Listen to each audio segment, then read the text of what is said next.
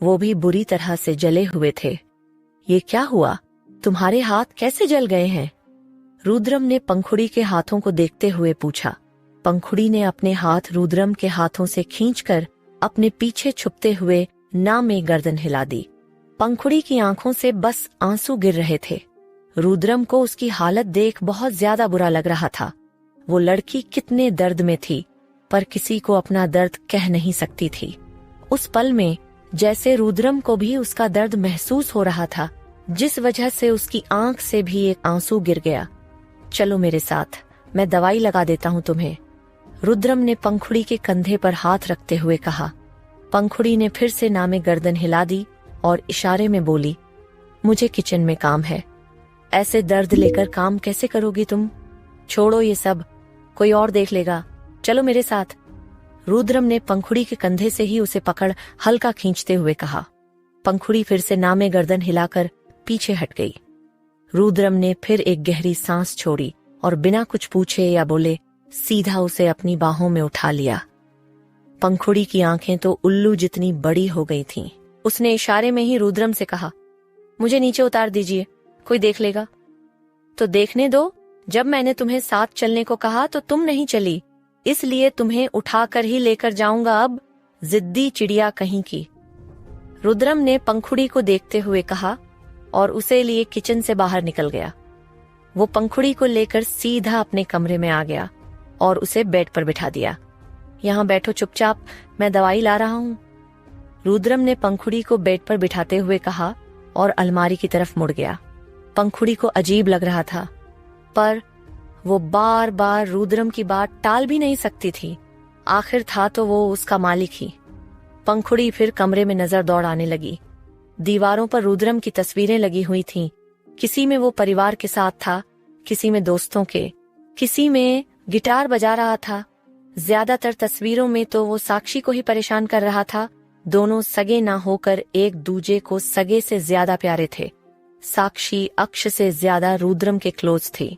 साक्षी और रुद्रम की funny photos देखकर तो पंखुड़ी के चेहरे पर भी हल्की मुस्कुराहट आ गई। हर तस्वीर में वो बहुत अच्छा लग रहा था। उसने फिर रुद्रम की तरफ देखा, जो अलमीरा से बॉक्स लेकर आते वक्त उसमें कुछ टटोल रहा था। आप कितने अच्छे हो साहब। आप मुझसे पूछते हो कि मैं रोती क्यों हूँ? क्योंकि साहब मेरी किस्मत में ही सिर्फ आंसू लिखे हैं, पंखुड़ी ने मन में कहा और सर झुकाकर फिर से रोने लगी। उसे वो वक्त याद आ रहा था जब उसके हाथों पर मेहंदी देखकर उसकी बड़ी माँ ने ही उसके हाथ जला दिए थे। रुद्रम फिर पंखुड़ी के पास बेड पर बैठ गया और उसका एक हाथ अपने हाथ में लेते हुए बोला, तुम्हें इतनी चोट आई कैसे? और अगर चोट आई थी तो फिर काम क्यों कर रही थी? ऊपर से इस पर दवाई भी नहीं लगाई तुमने। अभी किचन में जला क्या? रुद्रम ने बड़े हल्के हाथ से ठंडी ठंडी ओनाइंटमेंट पंखुड़ी के हाथों पर लगाते हुए पूछा। पंखुड़ी को उस ठंडक से आराम मिल रहा था और शायद उसके दिल को रुद्रम की आवाज की उस फिक्र से ठंडक भी मिल रही थी। पंखुड़ी ने बस हाँ में गर्दन हिला दी। वैसे मुझे दादी बार बार लंगूर बोलती है, तो क्या तुम मुझे सच में लंगूर मानती हो, जो मेरे पास आते ही रोने लगती हो कि कहीं मैं तुम्हें पंजे न मार दूं? रुद्रम ने पंखुड़ी के दोनों हाथ अपने हाथों में लिए हुए मजाक कर कहा। पंखुड़ी ने बड़ी बड़ी आंखों के साथ ना में गर्दन हिला दी। तो फिर अपनी आंसुओं की टंकी मत बहाया करो मेरे सामने, रुद्रम ने पंखुड़ी की तरफ देखते हुए मानो जैसे उसे आर्डर देते हुए कहा। पंखुड़ी ने अपनी पलकें झुका ली और हल्के से सर हाँ में हिला दिया। उसका चेहरा उतर गया था। उसे लग रहा था जैसे उसके घर पर उसके आंसू देखकर लोग चिढ़ जाते हैं। शायद रुद्रम को भी चिढ़ होती होगी। तुम रोती हो तो अच्छा नहीं लगता मुझे, दर्द होता है यहाँ, रुद्रम ने पंखुड़ी की तरफ देखते हुए कहा और उसका एक हाथ अपने सीने से टच किया। पंखुड़ी की आंखें जो झुकी हुई थीं एकदम से उठ रुद्रम के चेहरे पर टिक गईं। पंखुड़ी की धड़कनें तेज होने लगी थीं। रुद्रम की आंखें जिस तरह से उसे देख रही थीं, मानो उसके अंदर तक झांकने की कोशिश कर रही हो। पंखुड़ी तो उसकी ऐसी गहरी नजर से सिहर गई थी। जब उसे रुद्रम की वो गहरी नजर बर्दाश्त नहीं हुई, वो एकदम से उठकर खुद के हाथों को रुद्रम के हाथों से छुड़ाते हुए कमरे से बाहर भाग गई। पंखुड़ी को ऐसे भागता हुआ देखकर रुद्रम के चेहरे पर एक मुस्कुराहट आ गई और उसने अपने हाथों की तरफ देखा जिसमें थोड़ी देर पहले पंखुड़ी के हाथ थे। उसने अपने हाथों को अपने सीने पर रखा और बेड पर लेट गया। बधाई हो बेटा रुद्रम, तुझे भी लवेरिया हो गया। तैयार हो जा रातों की नींद खोने को, रुद्रम ने एक स्माइल के साथ कहा। दूसरी ओर पूरा परिवार रिजॉर्ट से निकल रहा था। मैक्सिमम सभी लोग गाड़ियों में बैठ चुके थे। अक्ष बेटा चलो, महिमा जी ने अक्ष को आवाज लगाते हुए कहा, जो अभी भी अंदर ही घूम रहा था। अक्ष जो सीढ़ियों के ऊपर जा रहा था वहीं से बोला, दादी माँ आप जाइए, मैं बस आता हूँ। महिमा जी फिर चली गई। अक्ष हर तरफ आरजू को ढूंढ रहा था जो उसे कहीं भी नहीं मिल रही थी। एक तरफ अक्ष का दिल कह रहा था कि शायद वो चली गई, लेकिन दूसरी तरफ वो ये मानने को तैयार नहीं था कि आरजू उससे दूर जा सकती है। कहाँ हो तुम छुई मुई? अक्ष ने दिल में भारीपन सा महसूस करते हुए बोला। वो फिर उसे ऊपर के फ्लोर में ढूंढने लगा। दूसरी तरफ वो लड़का आरजू को गार्डन में ही बने हुए एक स्टोर रूम जैसे कमरे में ले आया था।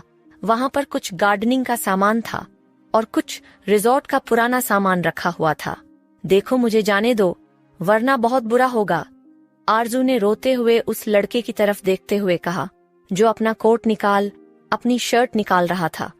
आरजू जमीन पर पीछे को खिसक रही थी। उसकी चुनरी उसके बदन पर नहीं थी और ब्लाउज की एक बाजू भी फट चुकी थी। उस लड़के से छूटने की कोशिश में आरजू को चोट भी आ गई थी। उसके ब्लाउज पर खून लगा था। और कौन करेगा मेरे साथ बुरा? तुम कुछ नहीं बिगाड़ सकती मेरा। करूंगा तो अब मैं, और देखता हूँ कौन रोकता है मुझे। अपनी मर्जी से मान जाती तो पैसे भी देने को तैयार था मैं, लेकिन तू बेवकूफ है। उस लड़के ने आरजू के पैर को खींचते हुए कहा और उसे जमीन पर लेटा उसके ऊपर आ गया। छोड़ो प्लीज, जाने दो साहब। आरजू ने उस लड़की के सीने पर हाथ रख उसे पीछे करने की कोशिश करते हुए कहा। आरजू का रोना तेज हो गया था। उसके मुंह से अब बस साहब निकल रहा था। वो पूरी जान से उस लड़की को खुद से दूर करने की कोशिश कर रही थी। तभी एकदम से स्टोर रूम के दरवाजे पर जोरदार आवाज हुई। उस लड़के का ध्यान दरवाजे पर गया, जहां अक्ष लाल आंखों के साथ आरजू की चुनरी अपने हाथ में लिए हुए खड़ा था। साहब, आरजू ने अक्ष की तरफ देखते हुए कहा। अक्ष को देखकर आरजू में जान आ गई थी। वहीं उस लड़के के अंदर डर भर गया था। अक्ष की डेविल पर्सनैलिटी से वो भी अच्छी तरह वाकिफ था। वो एकदम से आरजू के ऊपर से उठ गया। सर, जैसा आप सोच रहे हैं वैसा कुछ नहीं है। इसी लड़की ने पैसों के लिए मुझे ये सब करने को कहा था। और उस लड़के ने अक्ष की तरफ देखते हुए इतना ही कहा था कि अक्ष ने आगे आकर उसके मुंह पर एक जोरदार मुक्का मारा। वो लड़का एक तरफ गिर गया। अक्ष का ध्यान फिर आरजू पर आ गया। अक्ष ने जल्दी से अपने घुटनों पर बैठकर आरजू पर चुनरी दे दी। साहब, मैंने नहीं बोला, मैं ऐसी नहीं। आरजू ने अक्ष की तरफ देखते हुए बुरी तरह से रोकर कहा। इसके आगे तो उससे बोला ही नहीं जा रहा था। वहीं आरजू के चेहरे पर उंगलियों के निशान देख अक्ष का तो पूरा दिमाग घूम गया था। वो एकदम से पलट गया। उसने देखा तो वो लड़का दरवाजे से भाग रहा था। उसने अगले ही पल गन निकलकर उस लड़के के घुटने पर शूट कर दी, जिससे वो लड़का उसी पल जमीन पर गिर पड़ा। वही आरजू की आंखें एकदम से बड़ी हो गई थीं। उसके हाथ अपने आप मुंह के आगे आ गए। अक्ष उस लड़के के पास आ गया और उस लड़के को बुरी तरह से मारना शुरू कर दिया। आरजू ने अक्ष का वो रूप आज तक नहीं देखा था और इस वक्त उसकी रूह कांप रही थी। वही दूसरी तरफ राजावत मेंशन में आर्या का गृह प्रवेश हो चुका था।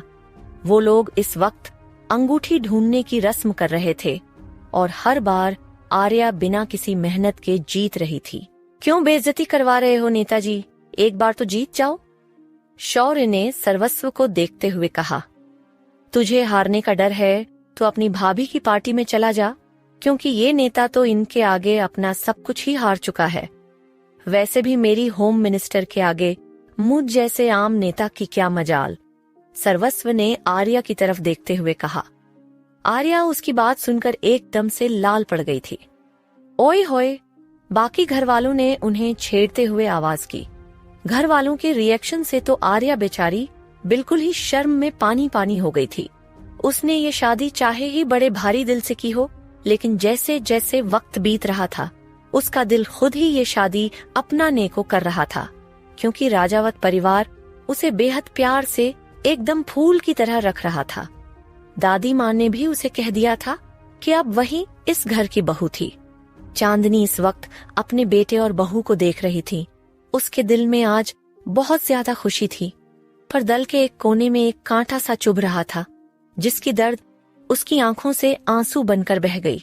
क्या हुआ बिल्लू, इतनी खुशी के मौके पर आंसू क्यों? सर्वज्ञ ने चांदनी को अपनी बाहों में भरते हुए उसकी गाल को चूम कर पूछा। मैं अपने बेटे के लिए तो बहुत खुश हूं सर्वज्ञ, पर मेरी बेटी। चांदनी बस इतना कह पाई थी। सर्वनी की हालत देख चांदनी को हमेशा ही बहुत दुख होता था।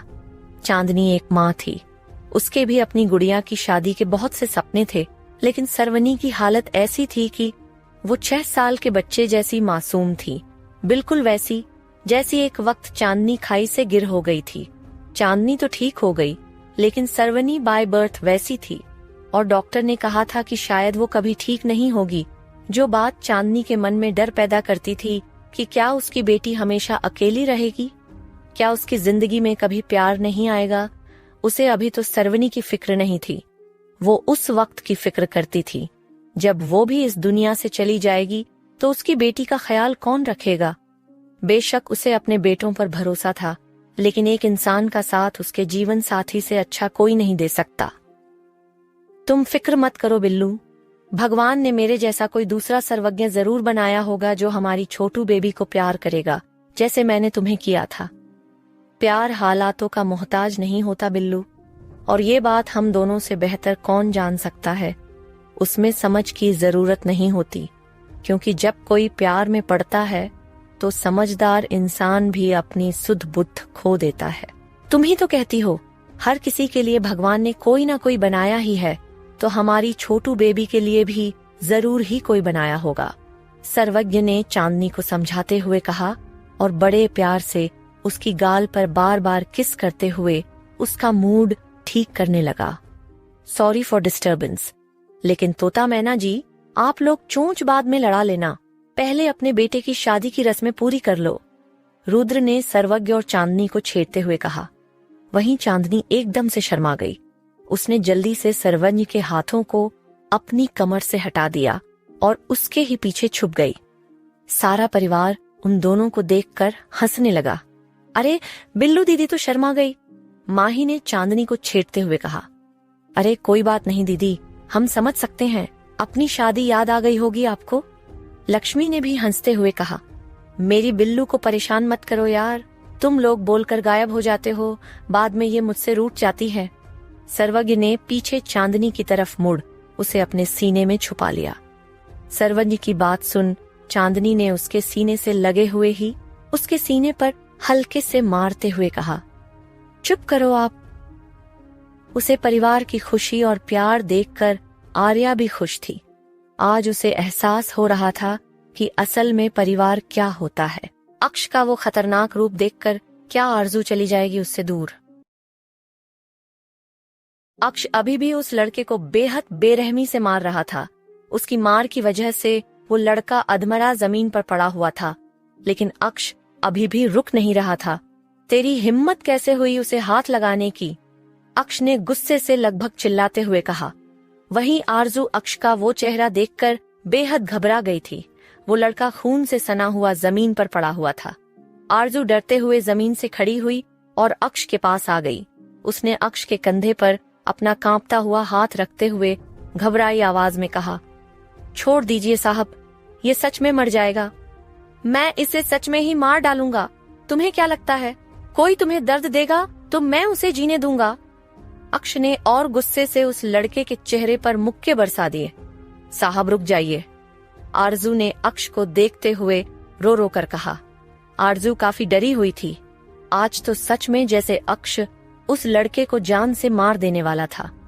आरजू जानती थी कि अक्ष ये सब उसी के लिए कर रहा था, इसलिए वो किसी तरह अक्ष को रोकना चाहती थी। मैं अपनी वजह से साहब को किसी की जान लेने नहीं दे सकती। मैं नहीं चाहती मेरी वजह से उनके हाथ ऐसे गंदे इंसान के खून से रंग जाए। आरजू ने मन ही मन सोचा। आरजू अगले ही पल अपनी घुटनों पर बैठ गई और उसने पीछे से अक्ष को कसकर हक कर लिया। रुक जाइए ना अक्ष, मुझे डर लग रहा है, आरजू ने अक्ष को पकड़े हुए रोकर कहा। वहीं आरजू की जुबान से पहली बार अपना नाम सुनकर अक्ष एकदम से जम गया था। उसका जो हाथ उस लड़के को मारने के लिए उठा था, हवा में ही रुक चुका था। अक्ष का गुस्सा एकदम से छू मंत्र हो गया। वो उसी पल आरजू के हाथ अपने हाथ में लिए पीछे उसकी तरफ मुड़ गया। आरजू का चेहरा इस वक्त आंसुओं में डूबा हुआ था। वो बहुत घबराई हुई थी। अक्ष ने अगले ही पल आरजू को अपने सीने से लगा लिया और प्यार से उसके बाल सहलाते हुए बोला, नहीं छुई मुई, मैं फिर ऐसा नहीं करूंगा, तुम डरो मत, बस बस सब ठीक है, प्लीज चलिए ना यहाँ से, आरजू ने अक्ष के कॉलर पर अपनी पकड़ कसते हुए कहा। अक्ष ने उसी पल आरजू को अपनी बाहों में उठा लिया और वहां से निकल गया। लगभग 15 मिनट में ही वो लोग अक्ष के एक फार्म हाउस में थे जो उस रिजॉर्ट के पास ही पड़ता था। अक्ष आरजू को बाहों में ही लिए अपने कमरे में आ गया। उसने आरजू को बेड पर बिठा दिया और खुद अलमीरा के पास चला गया। आरजू अभी भी डर से कांप रही थी। उसकी आंखों के आंसू अभी भी सूखे नहीं थे। उसके दिमाग में अभी भी वो हादसा ही घूम रहा था। अगले ही पल उसे अपने बदन से चुनरी अलग होते महसूस हुई, जिस पर वो बुरी तरह से कांप उठी और उसने अपनी चुनरी कसकर जकड़ ली। नहीं प्लीज मुझे छोड़ दो, मुझे छूना नहीं, आरजू ने एकदम से कसकर आंखें बंद कर रोते हुए कहा। शांत हो जाओ छुई मुई, मैं हूं, अक्ष ने आरजू के चेहरे को अपने हाथों में थामते हुए कहा। आरजू ने आंखें खोलकर सामने देखा तो अक्ष का चेहरा उसके बेहद करीब था। शांत हो जाओ, मैं हूं ना, मेरे होते हुए तुम्हें कुछ नहीं हो सकता छुई मुई, मुझे तुम्हारी चोट देखने दो, दवाई लगानी होगी ना, तभी दर्द कम होगा, अक्ष ने प्यार से आरजू की आंखों में देखते हुए कहा। आरजू के हाथ अपनी चुनरी पर डीले पड़ गए और अक्ष ने ये महसूस कर धीमे से उसकी चुनरी निकाल दी।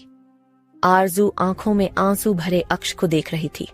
आज सिर्फ अक्ष की वजह से ही उसकी इज्जत बच पाई थी। अगले ही पल आरजू बेड पर थोड़ा उछल पड़ी जब उसे अक्ष का हाथ उसका ब्लाउज खोलता हुआ महसूस हुआ।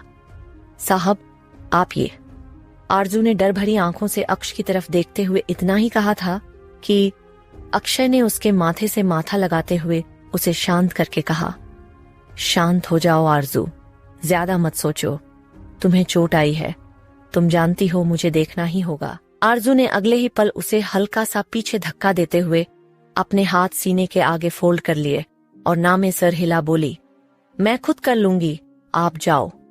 उस लड़के ने जब आरजू को जमीन पर फेंका था तो जमीन पर गिरी कोई नुकीली चीज उसके सीने में चुभ गई थी। आरजू के सीने पर चोट लगी हुई थी, जिस वजह से अगर वहां दवाई लगानी हो तो आरजू को अपने अपर बॉडी के कपड़े निकालने ही पड़ते। आरजू का चेहरा लाल हो गया था। अक्ष ने आरजू की तरफ देखा और खड़ा हो गया।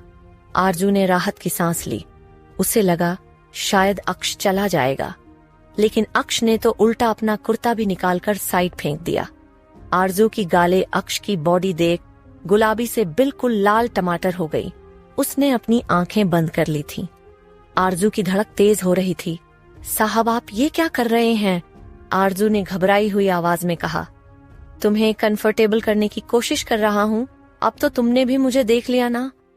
हाथ हटाओ आरजू, तुम पहले ही बहुत ब्लड लॉस कर चुकी हो, बाद में मुश्किल हो जाएगी, अक्ष ने आरजू के सामने बैठते हुए कहा और उसके हाथ पकड़ लिए। मैं कैसे आपके सामने? आरजू ने आंखें खोलकर उसकी तरफ देख इतना ही बोला था कि अक्ष के सीने की तरफ देखते हुए उसकी बोलती बंद हो गई। अक्ष के सीने पर आरजू का नाम लिखा हुआ था। आरजू की आंखों से आंसू लुढ़क गए। वो खुद को अक्ष के सीने को छूने से रोक नहीं पाई। आरजू की उंगलियों की टिप्स उसके सीने को हल्का छू रही थीं। अक्ष ने उसके हाथ पर अपना हाथ रख अच्छे से उसका हाथ अपने सीने पर टिका दिया, जिस पर आरजू एकदम से शर्मा गई। आपने ये क्या किया साहब? आरजू ने शर्माते हुए ही परेशान आवाज में अक्ष आंखों में देख पूछा। नाम लिखा है तुम्हारा मेरे सीने पर छुई मुई। ये सबूत है इस बात का कि अक्ष सिंह राजावत के दिल पर अब से सिर्फ आरजू का हक है, अक्ष ने आरजू की आंखों में देखते हुए कहा। अक्ष ने दूसरा हाथ आरजू के सर के पीछे टिकाया और उसे अपने करीब करते हुए उसके माथे से अपना माथा लगा लिया। ओए जान, हमारी सुहाग रात पर वैसे भी सब देखना ही है मुझे तो। अक्ष ने प्यार से इतना ही कहा था कि आरजू ने एकदम से उसके होठों पर हाथ रखते हुए कहा, छी, कैसे बातें कर रहे हैं आप? इसमें छी क्या है? तुम्हें मम्मी नहीं बनना क्या? देखो, मैं पहले ही बता रहा हूँ, मुझे बहुत सारे बच्चे चाहिए। अक्ष ने आरजू का हाथ अपने होठों से हटाते हुए कहा। आरजू तो एकदम से शर्म में पानी पानी हो गई थी। आपको शर्म नहीं आती क्या साहब? आरजू ने शर्म से अपना सर झुकाते हुए कहा। हाँ, नहीं आती। सब चुपचाप बैठी रहो, और तुम्हें मेरी कसम, अगर तुमने अब मुझे रोका तो मुझे तुम्हारा ब्लाउज निकालने दो। अक्ष ने आरजू के दोनों हाथ अपने हाथों में लेते हुए बोला। आरजू का चेहरा एकदम से डर में डूब गया था। अक्ष ने अपनी कसम देखकर उसे बांध दिया था। तुम्हारा होने वाला पति ही तो तुम्हें छू रहा है छुई मुई, इसीलिए डरो मत। अक्ष ने आरजू की आंखों में देखते हुए कहा और उसके माथे को चूम लिया। उसने आरजू के हाथ अपने कंधे पर रख दिए और आपके हाथ फिर से आरजू के कमर पर आ गए। अगले ही पल अक्ष ने आरजू के अपर बॉडी के कपड़े रिमूव कर दिए थे। आरजू शर्म में लाल हो पल के झुकाए बैठी थी। अक्ष बड़े हल्के हाथ से उसके सीने से खून हटा रहा था। आरजू की बेचैन सांसों से उठ गिर रहा उसका बदन मानो अक्ष का संयम परख रहा था। अक्ष ने दवाई लगा, रुई से जख्म ढक उस पर टेप लगा, उसे एडजस्ट कर दिया। उसके हाथ फिर आरजू की कमर पर आ गए। उसने फिर से प्यार से आरजू को करीब कर उसके माथे को चूम लिया। बस हो गया, तुम यूं ही इतना घबरा रही थी। अक्ष ने आरजू के माथे से माथा लगा कहा। आरजू ने हल्के से पलके उठा अक्ष को देखा, जो आंखों में बेहद प्यार और होंठों पर मुस्कुराहट लिए उसे देख रहा था। आरजू ने शर्म के मारे उसकी गर्दन में अपना चेहरा छुपा लिया। अक्ष के चेहरे की मुस्कुराहट गहरी हो गई। उसने आरजू को और करीब कर लिया। उसकी हार्ड चेस्ट आरजू की सॉफ्ट बॉडी से लग रही थी, जिससे दोनों में एक अजीब सी बिजली दौड़ने लगी थी। अक्ष के हाथ आरजू की पूरी खुली पीठ और कमर पर धीमे धीमे चल रहे थे। आरजू बस बेचैनी और बेकरारी लिए उसकी गर्दन में चेहरा छुपा उस लम्हे में पिघलती हुई बैठी रही। दोनों के बीच के कुछ पर्दे आज हट चुके थे। रात के 9 बज रहे थे। ज्वाला अपने ऑफिस में बैठी हुई थी। उसके ठीक सामने शुभार्थ कुर्सी पर बैठा हुआ उसे ही देख रहा था। लगभग पिछले 20 मिनट से ऑफिस में ऐसी ही खामोशी छाई हुई थी। ज्वाला चुपचाप से बैठी हुई थी और शुभार्थ उसके कुछ बोलने का इंतजार कर रहा था। माम, आपने मुझे यहाँ बैठने के लिए तो नहीं बुलाया होगा, आपने कहा था काम है। शुभार्थ ने अपनी चुप्पी तोड़ते हुए कहा। वही ज्वाला तो अभी भी इधर उधर देख रही थी। वो बताती भी तो क्या, ये कैसे कहती कि बेचारी का दिल नहीं लग रहा था। इसलिए उसने बिना सोचे समझे बस शुभार्थ को ऑफिस में बुला लिया था। 2 दिन में ही वो इतनी पागल हो गई थी कि उससे कल सुबह तक का भी इंतजार नहीं हुआ। ऑफ कोर्स काम ही है, ऐसे तुम्हें बस देखने के लिए थोड़ी ना बुलाया है मैंने। ज्वाला ने एकदम से चिढ़ते हुए जवाब दिया। हालांकि सच यही था कि उसने शुभार्थ को देखने के लिए ही तो बुलाया था। यस माम, आप प्लीज कहिए क्या काम है, फिर आपको घर भी टाइम से सेफली ड्रॉप कर दूंगा। शुभार्थ ने ज्वाला की तरफ देखते हुए हमेशा की तरह अपने रोबोटिक मैकेनिकल टोन में जवाब दिया, जो सुनकर ज्वाला का दिमाग ही खराब हो गया था। वो गुस्से से शुभार्थ की आंखों में आंखें डालकर उसे घूरने लगी।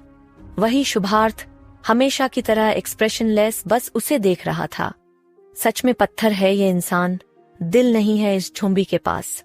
मैं इतनी खूबसूरत लग रही हूँ, फिर भी इस पर कोई असर नहीं हो रहा। एक छोटा सा एक्सप्रेशन भी नहीं आया इसके चेहरे पर। वहां शादी में अच्छे अच्छों के होश खो गए। क्यों हो तुम ऐसे शुभार्थ? मैं ही बेवकूफ थी जो इसे देखने चली आई, जबकि इसे तो कोई फर्क ही नहीं पड़ता, चाहे मैं 2 साल सामने ना होती।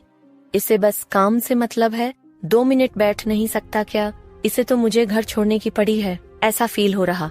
जबरदस्ती बैठाया है मैंने इसे, ज्वाला ने मन ही मन सोचा। माम, शुभार्थ ने ज्वाला की आंखों में देखते हुए इतना ही कहा था कि ज्वाला की सख्त आवाज आई, तुम जा सकते हो। ज्वाला का दिल भारी हो गया था। उसने अपनी आंखें फेर लीं। बट आपने, शुभार्थ ने इतना ही कहा था कि ज्वाला ने जोर से टेबल पर हाथ मारते हुए कहा, I said go, just leave me alone. Jwala ने गुस्से से कहा और एकदम से चेयर पलटकर ग्लास विंडो की तरफ कर दी। उसकी आंखों में आंसू आ गए थे और वो ये शुभार्थ को दिखाना नहीं चाहती थी। ये सच था कि इस वक्त ज्वाला बहुत खूबसूरत लग रही थी। वो ऑफिस में अक्सर ही प्रोफेशनल क्लॉथ्स में आती थी, लेकिन आज इस वक्त वो खूबसूरत से ऑफ शोल्डर लहंगे में थी। उसने मेकअप कर रखा था और बालों का खूबसूरत सा बन बना रखा था। सच तो यही था कि वो शुभार्थ को देखना चाहती थी और कहीं ना कहीं इस तरह उसके सामने भी आना चाहती थी ताकि वो उसके चेहरे पर कोई तो एक्सप्रेशन देख सके। लेकिन जब शुभार्थ ने ना तो कोई एक्सप्रेशन दिया और ना ही उससे कुछ कहा, ज्वाला का दिल एकदम से टूट गया था। वो विंडो के बाहर देख रही थी कि तभी उसने महसूस किया कि किसी ने उसका हाथ अपने हाथ में लिया था। उसने गर्दन घुमाकर देखा तो शुभार्थ उसके सामने घुटनों पर बैठा था। उसने हाथ में रुई का एक टुकड़ा पकड़ा था जिस पर ऑइंटमेंट लगा था, लेकिन वो उसके हाथ पर लगी चोट पर ऑइंटमेंट लगाने की जगह उसके हाथ पर लिखा अपना नाम देख रहा था। ज्वाला की आंखें एकदम से बड़ी हो गईं, क्योंकि उसे जिस बात का डर था वही हुआ। शुभार्थ ने अपना नाम उसकी कलाई पर लिखा हुआ देख लिया था। दूसरी ओर आर्या इस वक्त डरी हुई बेड के किनारे जमीन पर बैठी हुई थी। आर्या का दिल जोर से धड़क रहा था। रूम बेहद खूबसूरत सजा हुआ था। मोमबत्तियां, गुलाब के फूल, सब माहौल रोमांटिक बना रहे थे। तभी उसे दरवाजा लॉक होने की आवाज आई, जिस पर आर्या डर से सहम गई। आर्या ने घूंघट की आड़ से ही देखा तो सर्वस्व डोर लॉक कर रहा था। ये दरवाजा क्यों? क्या आज मुझे भी मारेंगे? ये आर्या ने डरते हुए सोचा। आर्या डरी सहमी जमीन पर बैठी हुई सर्वस्व को अपनी तरफ आता हुआ घूंघट की आड़ से देख रही थी। उसके हाथ लहंगे पर कस गए थे। सर्वस्व जब देखा तो आर्या बेड पर नहीं बल्कि दूसरी तरफ जमीन पर बैठी हुई थी। वो सीधा आर्या के सामने आकर घुटनों के बल बैठ गया। बैठते वक्त सर्वस्व का घुटना हल्के से आर्या के पैर से छुआ था, जिस पर आर्या एकदम से कांप गई थी, जो सर्वस्व ने भी नोटिस किया था।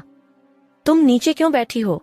सर्वस्व ने आर्या की तरफ देखते हुए पूछा, लेकिन आर्या ने कोई जवाब नहीं दिया।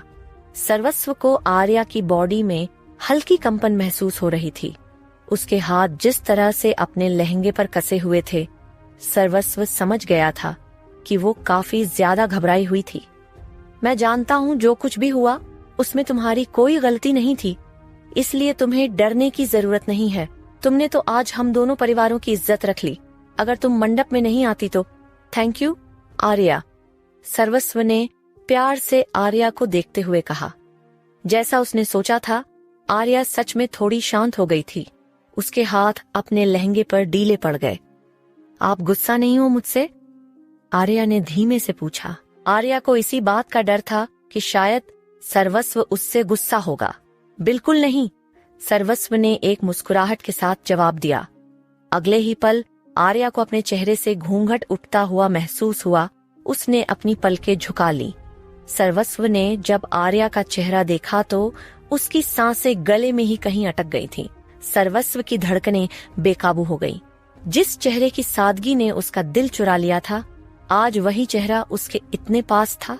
आर्या की मांग में आज उसके नाम का सिंदूर सजा हुआ था। उसका चेहरा गुलाबी हो रखा था, नाक सिंदूर की वजह से लाल, गालों पर आंसू मोमबत्ती की रोशनी में चमक रहे थे और आर्या के वो छोटे से गुलाब की पंखुड़ी जैसे होंठ कांप रहे थे, जो देखकर सर्वस्व का दिल तो अभी से बेकाबू हो रहा था। सर्वस्व एकदम से आर्या से पीछे हट खड़ा हो गया और उसकी तरफ पीठ कर ली। कंट्रोल सर्वस्व, कंट्रोल, तेरी कैटरपिलर डर जाएगी। सर्वस्व ने गहरी सांसें लेते हुए खुद को शांत करने की कोशिश कर बोला। वही आर्या को लगा शायद सर्वस्व को वो अच्छी नहीं लगी, इसलिए वो उसका चेहरा देखकर यूं खड़ा होकर पलट गया। आर्या भी फिर खड़ी हो गई। आर्या ने धीमी सी आवाज में कहा, मैं जानती हूँ आपको मैं पसंद नहीं हूँ। आप बहुत बड़े आदमी हैं, मुझ जैसी नौकरानी क्यों पसंद करेंगे? इसीलिए अगर आपको मुझे छोड़ना होगा तो। आर्या ने इतना ही कहा था कि सर्वस्व जल्दी से पीछे उसकी तरफ मुड़ गया। आर्या अचानक से सर्वस्व के यूं पीछे मुड़ने से चौंक गई थी। साथ ही वो उसके काफी करीब खड़ी थी, इसलिए डगमगा गई, लेकिन सर्वस्व ने जल्दी से उसे अपनी बाहों में थाम लिया। आर्या एकदम से उसके इतने करीब आकर थोड़ा सिहर गई थी। आज बोल दिया है, दोबारा कभी मत बोलना। तुम नौकरानी तब थी जब आर्या जिंदल थी, लेकिन तुम भूल रही हो बीवी। अब तुम आर्या सर्वस्व सिंह राजावत हो, राजावत खानदान की बहू हो तुम। मेरे परिवार में कोई अपना दिया वादा नहीं तोड़ता, तो मैं तुम्हें दिए वचन कैसे तोड़ दूं, जो मैंने अग्नि को साक्षी मानकर 7 फेरे लेते हुए दिए हैं। तुम ही मेरी पहली और आखिरी पत्नी हो समझी, और बेशक तुम मुझे बहुत ज्यादा पसंद हो आर्या। तुम्हारी ये मासूम आंखें, तुम्हारा भोलापन, सच कह रहा हूँ, बहुत ज्यादा पसंद हो तुम मुझे। सर्वस्व ने आर्या की आंखों में देखते हुए उसके करीब झुककर कहा, जिस बीच उनकी नाक टकरा गई। वही सर्वस्व के मुंह से ऐसे शब्द सुनकर आर्या की सांसें टूट रही थीं। उसे यकीन नहीं हो रहा था कि पहली बार किसी ने उसे मनहूस कहने की जगह, उसे डांटने की जगह, कोसने की जगह अपनी पसंद कहा था। सर्वस्व ने आर्या का एक हाथ अपने हाथ में लेते हुए उसके उल्टे हाथ की उंगलियों पर किस कर लिया, जिस पर आर्या की आंखें बंद हो गईं। आर्या के चेहरे की वो घबराहट और इस घबराहट में झलकता सुकून इस बात का गवाह था कि आर्या मन ही मन सर्वस्व को अपना चुकी थी। आर्या को इतना करीब महसूस कर सर्वस्व अपना संयम खोने लगा था। उसने आर्या की चुनरी सर से नीचे गिरा दी और हल्के से अपने होंठ आर्या की गर्दन पर रख दिए। वो बड़े प्यार से आर्या की गर्दन पर धीरे धीरे होंठ चला रहा था, लेकिन उसी वक्त आर्या की बॉडी में एकदम से कंपन छा गई थी। आर्या ने अचानक से सर्वस्व को खुद से दूर धकेल दिया और आंखें बंद किए हुए ही चिल्लाने लगी, दूर रहो मुझसे, नहीं मुझे छूना नहीं। आर्या ने रो रो कर आंखें बंद किए हुए ही बोला। सर्वस्व भी समझ गया था कि उसे फिर से पैनिक अटैक आ गया था। शायद उसकी आंखों के सामने फिर से वो सब चलने लगा था जो उसके साथ पास्ट में हो चुका था। सर्वस्व जल्दी से आर्या के पास आ गया और उसे कसकर अपने सीने से लगाते हुए बड़े प्यार से उसके बाल सहलाकर बोला, आर्या कोई नहीं है, मैं हूं यहाँ, कोई तुम्हें नहीं छुएगा, मैं किसी को तुम्हें नजरों से भी छूने नहीं दूंगा, शांत हो जाओ। कुछ ही पल में सर्वस्व को महसूस हुआ कि आर्या शांत हो चुकी थी। सर्वस्व ने आर्या के चेहरे को थाम कर ऊपर किया तो पाया कि वो बेहोश हो गई थी। जिस किसी की वजह से भी तुम्हारी ये हालत हुई है, मैं उसे जिंदा जला दूंगा, ये वादा है मेरा। सर्वस्व ने आर्या की मासूम सूरत देखते हुए लाल आंखों से कहा। सर्वस्व आर्या को बाहों में उठाकर बेड पर आ गया और उसे उसी तरह अपने सीने से लगाए लेट गया। दूसरी ओर ज्वाला काफी ज्यादा नर्वस हो गई थी। शुभार्थ अपना नाम उसकी हथेली पर लिखा हुआ पढ़ चुका था। ज्वाला ने अपनी हथेली शुभार्थ के हाथ से खींचते हुए घबराहट भरी आवाज में कहा, मेहंदी वाले ने गलती से तुम्हारा नाम लिख दिया था। मैं तुमसे फोन पर बात कर रही थी ना, पर मेहंदी कल थी, कल तो आपने मुझे कॉल नहीं। शुभार्थ ने उसे देखते हुए इतना ही कहा था कि ज्वाला ने एकदम से तिलमिलाते हुए अपना हाथ शुभार्थ के आगे करते हुए कहा, हाँ तो मतलब तुम कहना चाहते हो कि मैंने जानबूझकर तुम्हारा नाम अपने हाथों पर लिखवाया हुआ है। सब मेरी गलती है, बोल रही हूं ना, मेहंदी वाली ने गलती से लिख। हालांकि शुभार्थ के चेहरे पर कोई एक्सप्रेशंस नहीं थे, लेकिन अंदर ही अंदर वो ज्वाला को ऐसे देखकर एकदम से चौंक गया था। सॉरी मम, शुभार्थ ने रोबोटिक टोन में कहा। ज्वाला का दिमाग ही खराब हो गया था, जाओ अब यहाँ से, ज्वाला ने बरसते हुए कहा। ज्वाला ने फिर से मुंह फेर लिया, लेकिन शुभार्थ ने फिर उसका हाथ थाम लिया और खामोशी से उसे ऑइंटमेंट लगाने लगा। छोड़ो मुझे, तुम तो कुछ भी फील नहीं करते, तो क्यों केयर का नाटक कर रहे हो, ज्वाला ने चिढ़ते हुए कहा और उठकर जाने लगी। ज्वाला गुस्से से आगे बढ़ रही थी। उसे जब शुभार्थ की प्रेजेंस महसूस हुई तो वो रुककर गुस्से से बोली, तुम मेरा पीछा क्यों कर रहे हो? आपका बॉडीगार्ड हूँ, ये मेरा काम है माम, चलिए मैं आपको घर छोड़ देता हूँ। शुभार्थ ने ज्वाला की तरफ देखते हुए कहा, मैं तुम्हारे साथ नहीं जाने वाली समझे, फिलहाल मुझे अकेला छोड़ दो। ज्वाला ने शुभार्थ को देखते हुए गुस्से से कहा और जाने लगी। लेकिन उसी पल शुभार्थ ने उसकी कलाई पकड़ ली। ज्वाला ने एकदम से शुभार्थ की तरफ हैरानी से पलट कर देखा। सॉरी माम, पर मैं आपका ये ऑर्डर फॉलो नहीं कर सकता। शिवम सर ने मुझे आपकी सिक्योरिटी के लिए रखा है और आपको सेफली घर पहुंचना मेरी ड्यूटी है। चाहे आप चाहे या ना चाहे, मुझे मेरी ड्यूटी पूरी करनी ही होगी। शुभार्थ ने ज्वाला की आंखों में देखते हुए बोला, तो अब तुम मेरे साथ जबरदस्ती करोगे? नौकरी से निकाल दूंगी मैं तुम्हें। ज्वाला ने शुभार्थ को धमकी देते हुए कहा, सॉरी टू से, पर आप ऐसा नहीं कर सकती क्योंकि मुझे नौकरी शिवम सर ने दी है, आपने नहीं। तो अगर मुझे निकलना भी होगा तो शिवम सर निकालेंगे। एंड आई एम श्योर कि वो मुझे अपनी ड्यूटी पूरी करने के लिए तो काम से नहीं निकालने वाले। आपकी सिक्योरिटी के लिए मुझे आपके साथ जबरदस्ती भी करनी पड़े तो मैं करूंगा, शिवम ने ज्वाला की तरफ देखते हुए कहा और अगले ही पल उसे अपनी बाहों में उठा लिया। ज्वाला की आंखें एकदम से बड़ी हो गई थीं। आज पहली बार वो शुभार्थ के इतने क्लोज आई थी। शुभार्थ उसे लिए बस आगे बढ़ रहा था। ज्वाला को अपनी तेज धड़कनें महसूस हो रही थीं। उसने शुभार्थ के सीने पर मारते हुए कहा, तुम ये क्या कर रहे हो? नीचे उतरो, मुझे मैं खुद चल सकती हूँ, समझे? लेकिन शुभार्थ ने उसकी बात का कोई जवाब नहीं दिया और चुपचाप उसे लिए आगे बढ़ता रहा। ज्वाला अपनी टांगे हवा में मार रही थी, लेकिन इससे भी शुभार्थ को कोई फर्क नहीं पड़ रहा था। ज्वाला ने कुछ सोचा और अगले ही पल शुभार्थ की गर्दन में अपने दांत गड़ा दिए। उसके कदम एकदम से थम गए थे। ज्वाला के काटने से उसे दर्द तो हुआ था, लेकिन उसके अंदर दर्द से ज्यादा कुछ और ही अजीब जज्बात फील हो रहे थे। ज्वाला को जब एहसास हुआ कि वो क्या कर रही थी, उसने जल्दी से अपना चेहरा शुभार्थ की गर्दन से निकालते हुए उसकी तरफ देखा। शुभार्थ के चेहरे पर अभी भी कोई एक्सप्रेशंस नहीं थे। तुम पक्के वाले ज़ॉम्बी हो, पता है, ज्वाला ने चिढ़ते हुए जवाब दिया। लेकिन शुभार्थ ने ना कोई जवाब दिया, ना उसकी तरफ नहीं देखा और चुपचाप उसे लेकर आगे बढ़ गया। कुछ ही देर में शुभार्थ ने ज्वाला को राजावत मेंशन पहुंचा दिया था। ज्वाला के चेहरे पर अभी भी गुस्सा साफ झलक रहा था।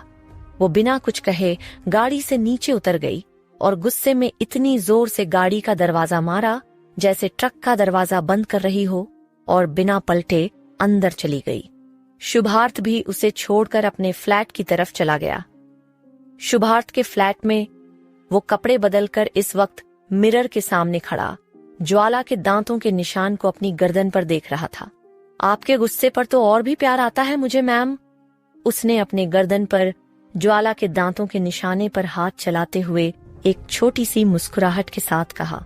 ये मुस्कुराहट ज्वाला से ही उसे मिली थी। उसके अंदर इतनी चेंज तो आ गई थी कि वो हल्का सा मुस्कुराना सीख गया था। उसकी वीरान जिंदगी में सिर्फ ज्वाला वो इंसान थी जिसके साथ वो ज्यादा वक्त बीता रहा था। उसी से बातें करता था, उसी की बातें सुनता था। उसे बुखार होने पर पहली बार ज्वाला ने उसकी इतनी केयर की थी, तो भला उसे ज्वाला से प्यार कैसे नहीं होता। लेकिन वो अपनी लिमिट जानता था, इसलिए ये फीलिंग्स अंदर रखता था। I really missed you ma'am, मैं बस फीलिंग्स जता नहीं सकता, पर महसूस तो सब करता हूँ। ज़ॉम्बी नहीं हूँ मैं, दिल है मेरे पास जिसमें अब आप रहते हो, शुभार्थ ने खुद को आईने में देखते हुए कहा। ऑफिस में भी ज्वाला का सोचना गलत था कि शुभार्थ पर उसका कोई इफेक्ट नहीं हुआ था, बल्कि आज ज्वाला को इस लुक में देखकर शुभार्थ का दिल पहले ही बगावत कर चुका था। उसे डर था वो खुद से काबू खो देगा, इसलिए तो घर जाने की रट लगाए हुए था। वो तो उसके चेहरे पर एक्सप्रेशंस आते नहीं थे, वरना ज्वाला समझ पाती कि उसके अंदर इस वक्त कैसा तूफान चल रहा था। वो खुद को किस तरह से कंट्रोल में रखे हुए था, ये सिर्फ शुभार्थ जानता था। ज्वाला का ब्लाउज ऑफ शोल्डर था। टेबल पर झुकते हुए उसके सीने के उभरते कर्व्स शुभार्थ को अट्रैक्ट कर रहे थे। उसकी वाइल्ड फैंटेजीज में वो खुद को ज्वाला का ब्लाउज निकाल उसे हार्डली सक और बाइट करता हुआ इमेजिन भी कर चुका था। अक्ष के फार्म हाउस में अक्ष बालकनी में खड़ा फोन पर किसी से बात कर रहा था, पर उसकी नजर हर वक्त आरजू पर ही थी। तभी उसने नोटिस किया कि आरजू नींद में थोड़ा तड़पने लगी थी। अपने जल्दी से फोन काट दिया और अंदर आरजू के पास आ गया। छोड़ो, दूर हटो मुझसे, आरजू ने बंद